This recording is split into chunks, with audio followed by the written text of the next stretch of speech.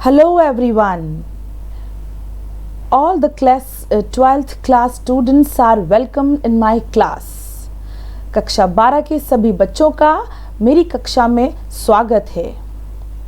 आज की इस क्लास में हम क्लास 12th की टेक्स्ट बुक जिसका नाम है द स्पेक्ट्रम का लेसन 2 जिसका नाम है अ friend who came from the sky को स्टडी करेंगे।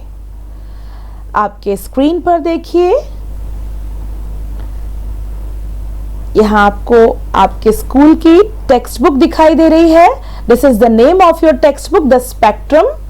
इसी के पैरेलली आपको एक वर्कबुक भी स्टडी करना है जो कि टेक्स्ट बुक के ईच एंड एवरी लेसन से लिंक की गई है। ये आपको आपके स्कूल की लाइब्रेरीज में उपलब्ध है। सभी बच्चे बारी बारी से स्कूल जाकर लाइब्रेरी से अपने लिए बुक्स इशू करा सकते हैं। आज हम जिस लेसन को स्टडी करेंगे उसका नाम है अ friend who came from the sky. एक ऐसा मित्र जो कि आकाश से धरती पर आया था। On your screen you can see few children playing in the garden and a girl who is not able to walk is sitting on a wheelchair, and in this blue box you can see 4 questions written. इस blue box में आप देख सकते हैं कि 4 प्रश्न लिखे हुए हैं। कुछ बच्चे यहाँ खेलते हुए दिखाई दे रहे हैं और एक बच्ची जो कि व्हील चेयर पर बैठी है। Let us answer these questions. ये जो प्रश्न दिए गए हैं इन प्रश्नों के आंसर आप सभी बच्चों को देना है। What are these questions, children? Do you know someone with disability? क्या आप ऐसे किसी बच्चे को जानते हैं जो कि डिसेबल्ड हो यानी अपाहिज हो? And if you know, यदि आप जानते हैं, then answer this next question. How do you feel about the disabled people? When you see the disabled children or people, जब आप किसी disabled बच्चे या व्यक्ति को देखते हैं, तो how do you feel? आपको कैसा महसूस होता है? ये प्रश्न आपको सोचना है और अपने आप से इनके जवाब को ढूंढना है। अगला प्रश्न है, What do you think they need the most? When you see any handicapped or disabled child, जब आप किसी handicapped या disabled बच्चे या व्यक्ति को देखते हैं, what do you think they need the most? तो आपके विचार से सबसे ज्यादा आवश्यकता उन्हें किस चीज की होती है? Then the next question is, what is special about them? ऐसे डिसेबल्ड लोग या व्यक्ति या बच्चे उनमें सबसे ज्यादा स्पेशल चीज क्या है? What is special about them? तो बच्चों आपको इन सभी प्रश्नों को पढ़कर इनके उत्तर अपने आप के लिए ढूंढकर तैयार रखना है। अपने आप से आपको सवाल करना है और उनके जवाब भी देना है। Because we are going to study a story which is completely based on a disabled child. एक ऐसी बच्ची जो कि बचपन से ही डिसेबल्ड है, जो चल फिर नहीं सकती, उसके बारे में ये पूरा लेसन है। आप कक्षा 12 के बच्चों को ये एहसास दिलाने के लिए that when you see somebody who is disabled, what do you feel? ऐसे लोगों को देखकर आप क्या महसूस करते हैं? आपके विचार से उन्हें किन चीजों की सबसे ज्यादा जरूरत है और what is special about them? उनमें खास बात क्या है? तो आइए इस लेसन को हम स्टडी करते हैं। बच्चों मैंने आपके लिए बहुत सारे न्यू वोकैबुलरी वाले वर्ड्स जो थे उनको पिक्चराइज किया है। पिक्चर के थ्रू मैंने आपको स्टोरी को समझाने का प्रयास किया है। आगे देखिए। Let's begin the story. हम अब स्टोरी पढ़ते हैं। First I am going to read these paragraphs for you. ये स्टोरी क्योंकि लंबी है तो I am going to read them. You have to listen the reading carefully. आपको रीडिंग ध्यानपूर्वक सुनना है और as soon as my reading gets over, आपको स्वयं इसको पढ़ने का, रीड करने का अभ्यास करना है, प्रैक्टिस करना है, which will help you to improve your English further.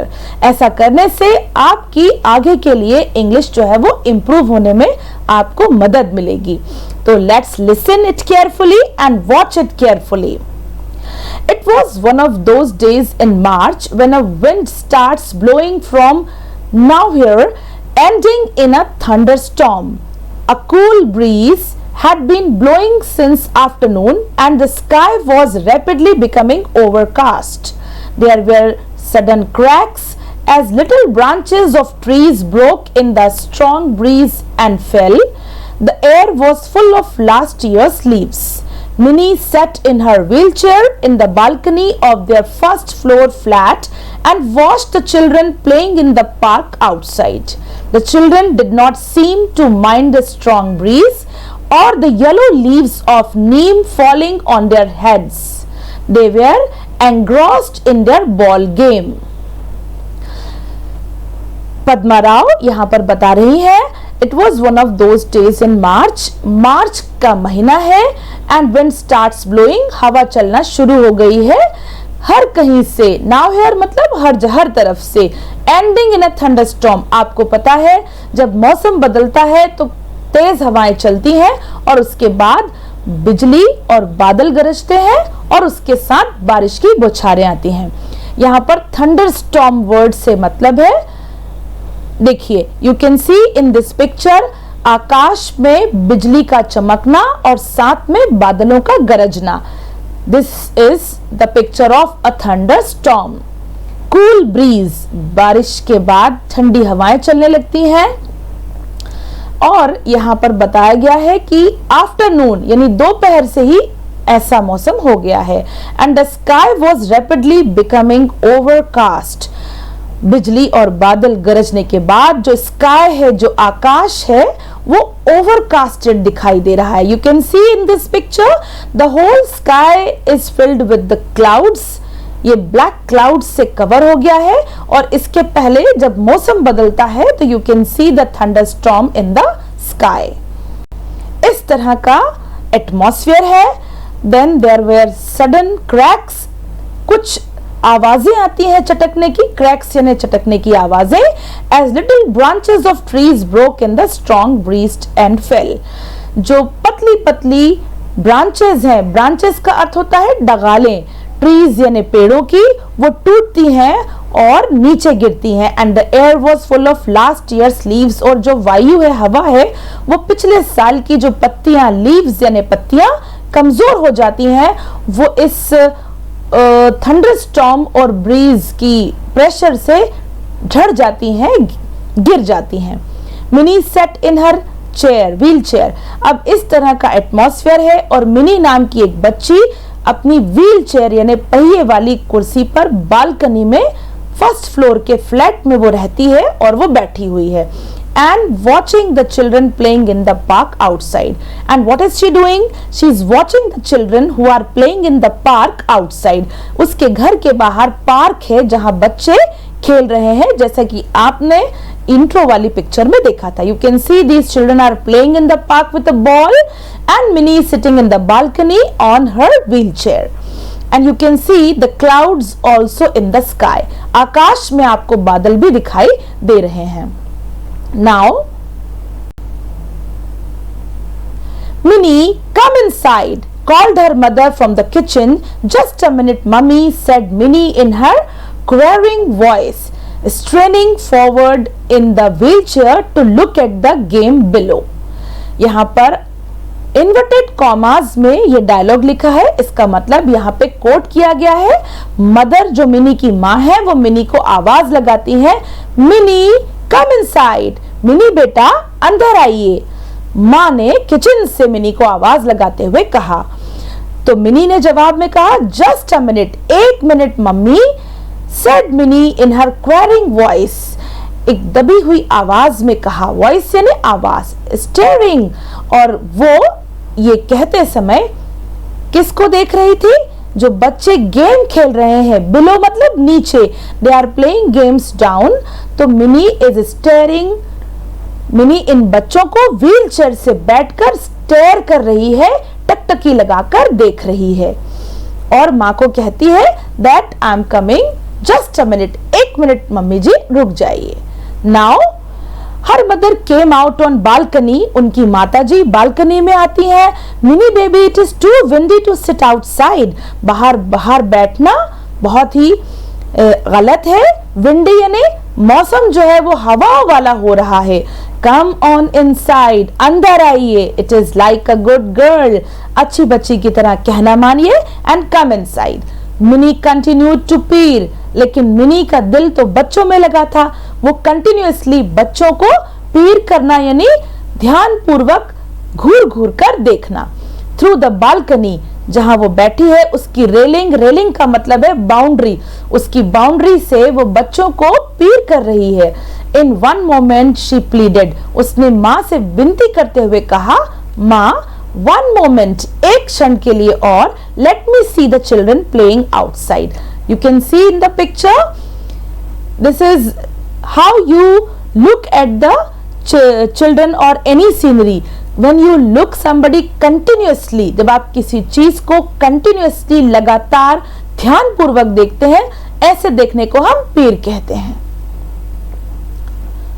Her mother looked at the children in the park, sighed and went back into the house saying, mind you get into the house before it starts raining.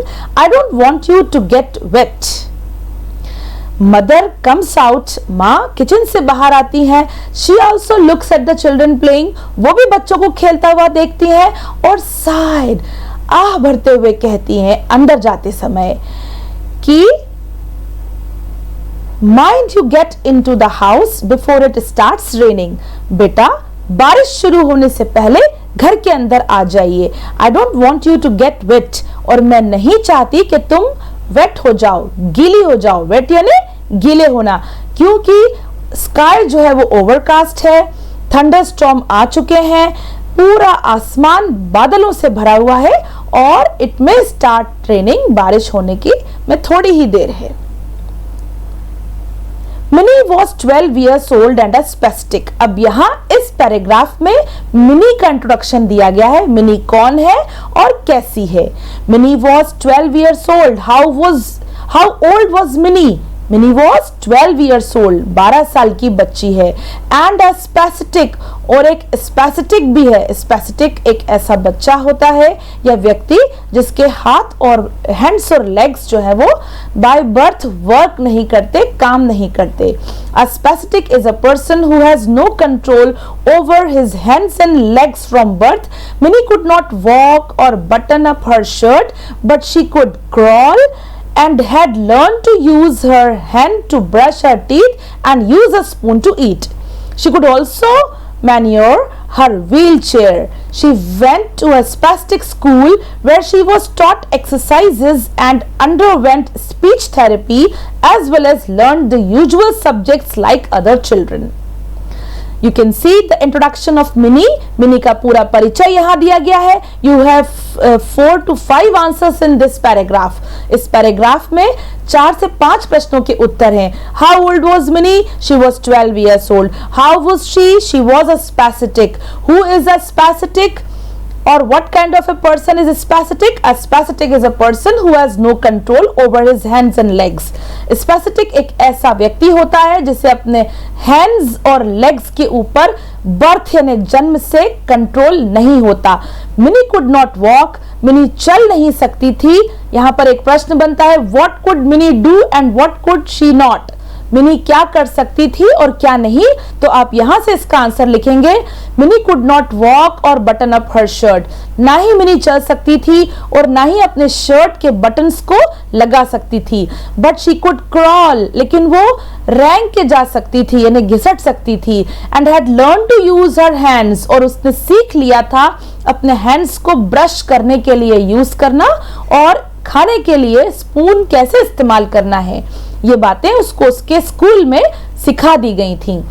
She could also maneuver her wheelchair, और वो जिस wheel chair पे बैठती थी उसको कैसे crawl करके ले जाना है ये भी उसको करना आता था। She went to a spastic school, वो स्पेसिटिक बच्चों के स्कूल में भी पढ़ने जाती थी।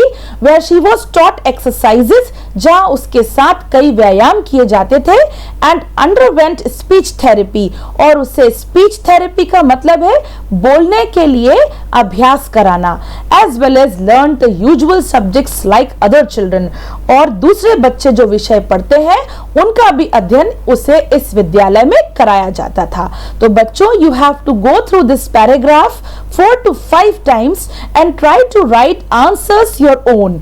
अपने आप इस पैराग्राफ में आए प्रश्नों के उत्तरों को आपको स्वयं लिखने का अभ्यास करना है। आगे देखते हैं। Through this picture you can understand better. ये एक व्हील चेयर पर स्पेसिफिक बच्ची बैठी हुई है who has no control over her hands and legs, and this is the wheel of this chair। ये एक पहिए वाली कुर्सी है। Now you can see in this paragraph, big drops of rain started to fall, but the children went on with their game। The big red ball bobbed up and down। Suddenly there was another ball among the children। यहाँ पर बताया गया है कि अब बारिश शुरू हो गई है, लेकिन बच्चे अपने खेल में बिजी हैं। तभी एक बिग रेड कलर की बॉल बॉब यानी उचकती हुई आकर गिरती है। सडनली यानी अचानक, there was another ball among the children. तभी बच्चे रेड बॉल से खेल रहे थे, लेकिन एक और बॉल ब्लू कलर की वहां पर आकर गिरती है। A ball among the children, not blue, it is a brown one, और जो कि ब्राउन कलर की है। The girls started screaming. उस बॉल को देखकर लड़कियां जो है वो चीखने लगती हैं। स्क्रीमिंग यानी चीखना। एंड द बॉयज शाउटेड, और लड़के भी चिल्लाने लगते हैं at the top of their voices, सबसे तेज आवाजों में। And boy went down to touch the ball, और एक बॉय जो है उस बॉल को, जो कि ब्राउन कलर की थी, जो उनकी नहीं थी, उसको टच करने जाता है। व्हेन इट सडनली फ्लैप्ड, लेकिन वो बॉल नहीं थी। जैसे ही उसने, फ्लैप कहते हैं विंग्स को, पंख को फड़फड़ाना, its wings and flew up. Before Minnie knew what was happening, the new ball had flown into the balcony and landed on her lap। Minnie was sitting in the balcony। Minnie balcony में थी। This was not a ball। ये जो brown colour की ball दिखाई दे रही थी, ये बॉल नहीं थी। टच करने से पता चला this was a bird। ये एक पक्षी था जो अपने विंग्स को, अपने पंखों को फ्लैप यानी फड़फड़ाते हुए कहा जाता है अचानक से, मिनी की लैप में। लैप यानी होता है गोद। Through this picture you can understand it better. This is a duck and you can see this is the wing. ये उसका पंख है जिसमें इसको फ्लैप करते हुए दिखाया जा रहा है। फ्लैप यानी फड़फड़ाना, पंख को फड़फड़ाना। Now in this picture you can see Minnie is sitting on a wheelchair. This is a shoveler duck. This came from the sky. This is brown in color, and this is Minnie's wheelchair, and this is Minnie's lap. ये mini की गोद है। ये bird पहले तो नीचे जाके गिरती है, और उसके बाद नेक्स्ट फ्लाइट में वो मिनी की गोद में बालकनी में आकर बैठ जाती है। Now you can see It took a moment before Minnie recovered from her shock। Mini जो है शॉक में चली जाती है, चौंक जाती है। She saw that the thing in her lap was not a ball at all, but a bird। वो देखती है कि जो उसकी लैप यानी गोद में चीज आके गिरी है, it's not a ball but it is a bird. ये एक बॉल नहीं बल्कि एक पक्षी है। It was sitting in her lap, जो कि उसकी गोद में बैठी है। All huddled up in fright. Fright यानी जो कि डरी हुई है। The rain started falling in eastern now। अब in earnest now, जो बारिश है वो अब जल्दी से होना शुरू हो गई है। Minnie shouted her mother as she came out to wheel the girl in। What is this? she cried, startled when she saw the bird। जैसे ही मिनी की मदर ने उस बर्ड को देखा तो वो बोली, कैसे बोली? She cried, वो चिल्लाकर बोली। Startled when she saw the bird। जैसे ही उन्होंने पक्षी को देखा तो वो घबरा गई और चीख के बोलने लगी, मम्मी इट्स अ डक। माँ ये तो एक पक्षी है। He came from the sky, जो कि आसमान से आया है। मिनी ने विस्पर करते हुए कहा, धीरे से कहा। The bird was indeed a duck, a shoveler। और ये जो बर्ड है ये एक डक प्रजाति की है जिसे शॉवलर कहते हैं। ये क्या है, इसके बारे में इस पैराग्राफ में आपको बताया गया है। A early visitor to India from the cold north, early visitor to India, भारत में प्रतिवर्ष ऐसे शॉवलर पक्षी नॉर्थ यानी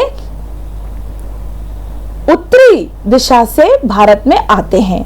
He was probably migrating यानी प्रवासी पक्षी, back to his native land with his flock, और flock कहते हैं पक्षियों के झुंड को। When he must have lost his way in the strong current of wind that was blowing, और ये पक्षी भारत में उत्तरी दिशा से माइग्रेट करके यानी प्रवास करके आए होंगे। प्रोबेबली हो सकता है ये अब अपने झुंड के साथ अपने नेटिव प्लेस यानी जहां से ये आए थे वहां पर लौट कर जा रही हो और वहीं से ये अपने रास्ते को भूल गई हो।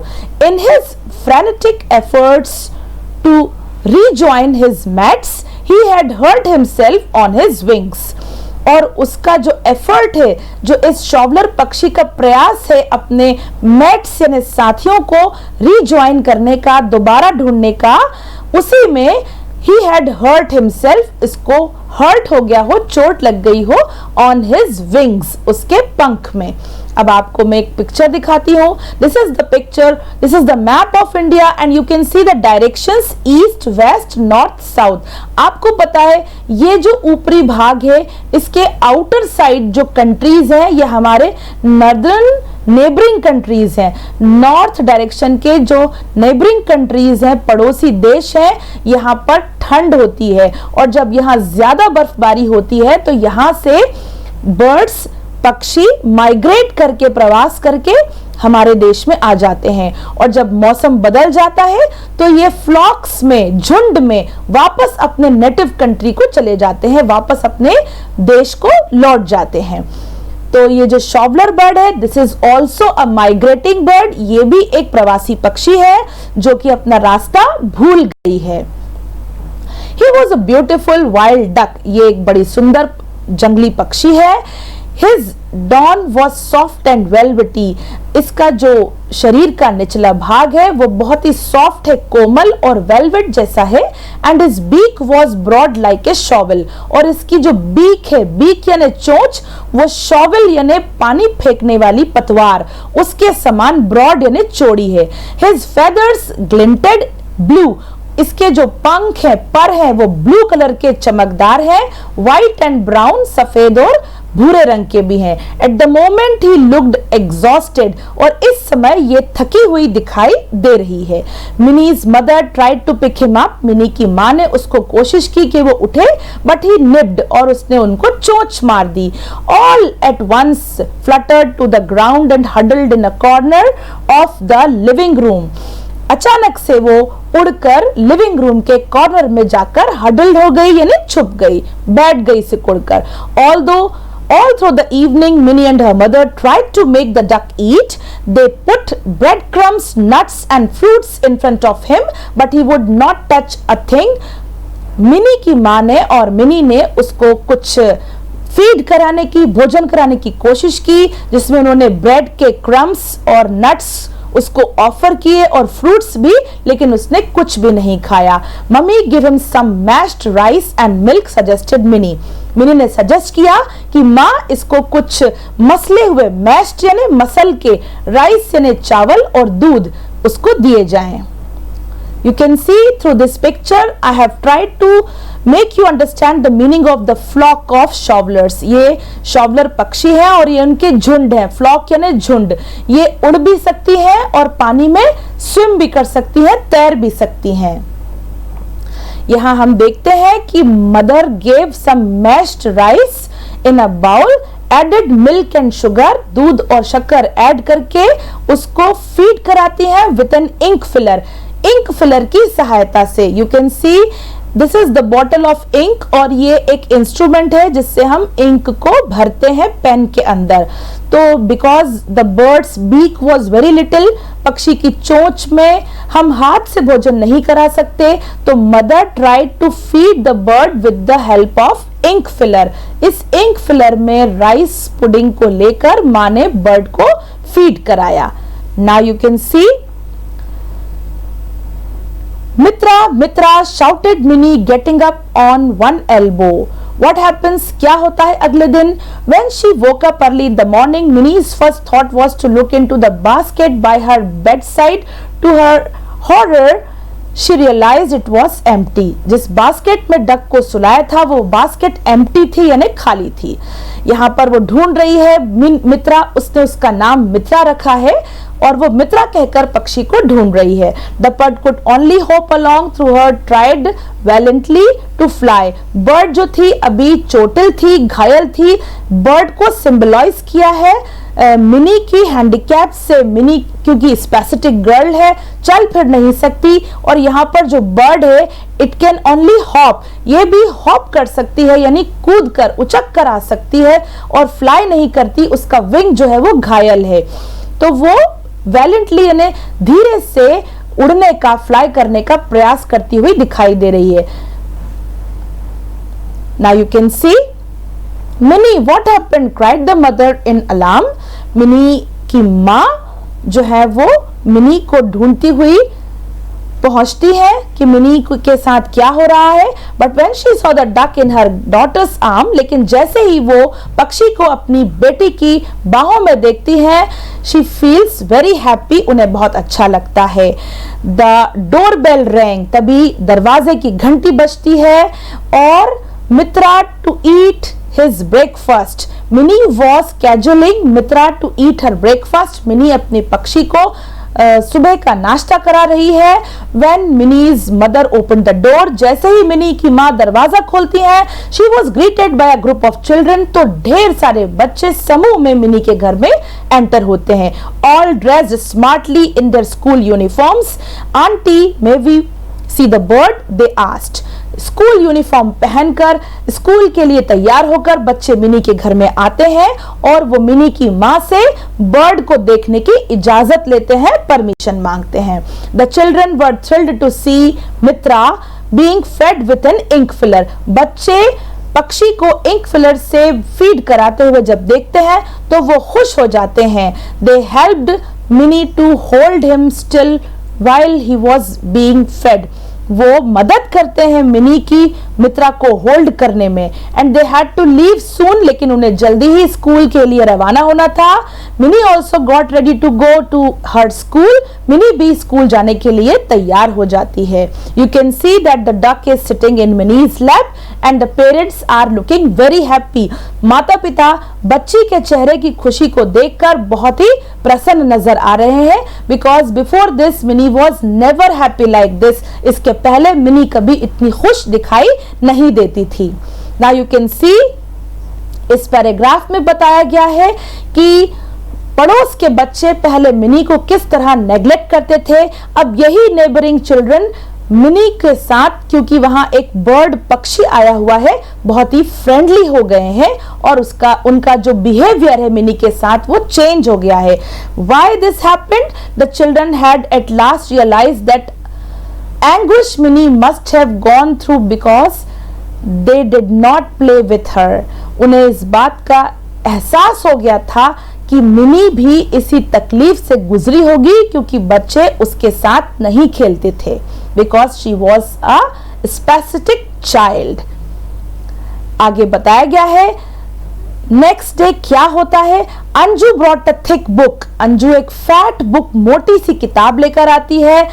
See, you can read all about ducks in this. इसमें आप पक्षी के बारे में पढ़ सकते हैं. मित्रा is called a shoveler. ये एक शॉवलर पक्षी है. The children crowded around her excitedly and read all about the habits of shoveler.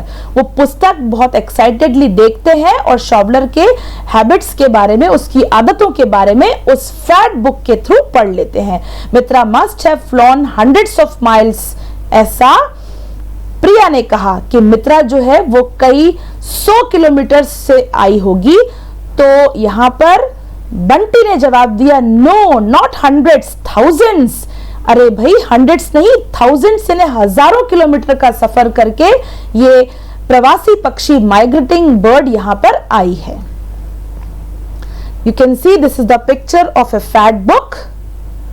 Finally, the day of departure for the aven friend arrived. अब क्या होता है, पक्षी अच्छा हो जाता है और उसकी विदाई का समय आ जाता है. Minnie's father took all the children and the duck to a nearby lake. Mini के पापा पक्षी और बच्चों को लेकर पास के तालाब में जाते हैं और वहां मिनी को ड्रॉप कर, मिनी के साथ पक्षी जो है जिसका नाम है शॉवलर, उसको ड्रॉप कर देते हैं. He started swimming shovelling the water with its beak. और पक्षी जो है तैरना शुरू कर देता है और वाटर को अपनी बीक से शॉवल करता है. And the children stood there for a long time. बच्चे वहां लंबे समय से खड़े होकर पक्षी को वॉच करते हैं.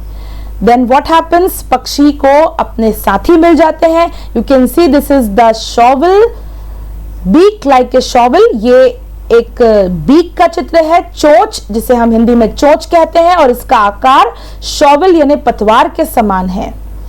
This is the picture. A shoveler shoveling the water with its beak. ये चोंच से पानी को शॉवल कर रही है, पीछे की ओर फेंक रही है और पानी में आगे की ओर बढ़ती जा रही है. यहाँ पर आपको बताया गया है कि Minnie never had reason to feel lonely now. Now Minnie has lots of friends. अब मिनी के कई दोस्त हैं और उसको अब अकेलापन महसूस नहीं होता. In this story Padma Rao has tried to realise. Padma Rao ने हमें ये महसूस कराने की कोशिश की है, स्पेशली क्लास 12 के बच्चों से, कि हमें कभी भी स्पेसिफिक या हैंडीकैप्ड लोगों के साथ भेदभाव मतभाव नहीं रखना चाहिए, मतभेद नहीं करना चाहिए. बिकॉज हमें उनके स्थान पर अपने आप को रखकर सोचना चाहिए कि what do they feel when we behave differently with them. In today's class I am going to stop here. In our next class, I will give you the question answers. Till then, goodbye.